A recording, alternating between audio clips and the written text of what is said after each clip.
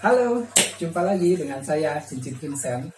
Kali ini saya akan sharing mengenai swim bladder. Di video saya yang terdahulu, memang sudah ada pembahasan mengenai swim bladder. Di situ saya juga ada jelaskan mengenai pengobatannya.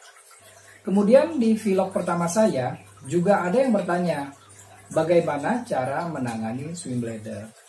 Saya mengerti bahwa maksudnya bukan sekedar pembahasan mengenai swim bladder, tapi benar-benar secara praktek menangani ikan tersebut pada saat kena masalah SBD. Kita tahu bahwa SBD atau swim bladder itu disebabkan karena dua hal. Hal pertama karena organ SBD-nya memang bermasalah. Dan yang kedua disebabkan oleh penyakit.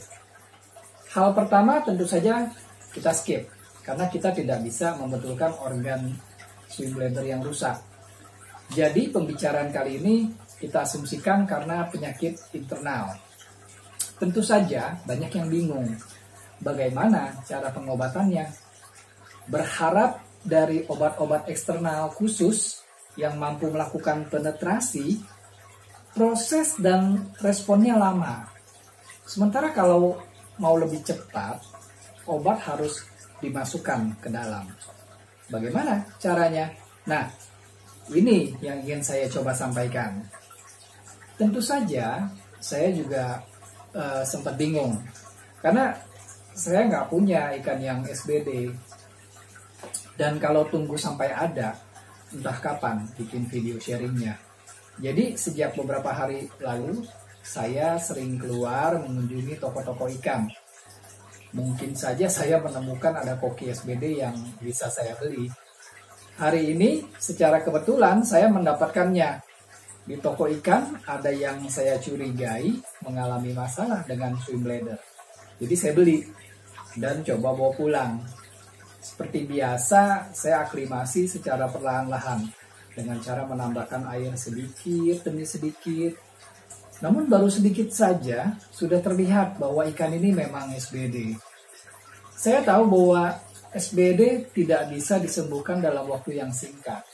Apalagi waktu pembuatan video ini hanya dalam satu kali pengobatan, tidak mungkin bisa langsung normal. Tapi paling tidak bisa saya tunjukkan bagian-bagian yang penting selama masa pengobatan. Saya tidak menyarankan pemberian kacang polong.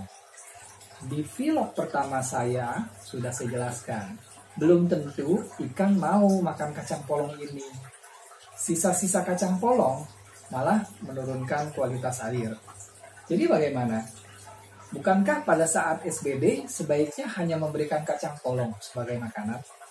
Betul. Tapi caranya beda, yaitu dicampur dengan obat.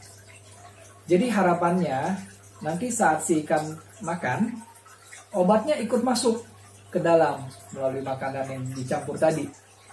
Caranya sebagai berikut. Siapkan 2 kacang polong, buang kulitnya, lumat hingga menjadi bubur. Siapkan metronidazole.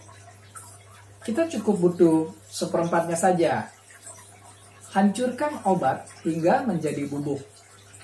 Campurkan dan aduk rata. Berikan 1 atau 2 tetes air agar lembut. Masukkan ke dalam alat suntik.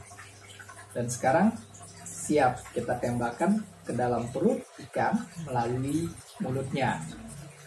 Biasanya kita butuh melakukannya 2 kali. Karena yang pertama kali, si ikan biasanya kaget. Dia berusaha memuntahkan apa yang masuk ke tubuhnya. Yang kedua kali biasanya lebih berhasil. Mungkin si ikan merasa butuh makan atau mulai sedikit suka rasa kacang polong tersebut ya.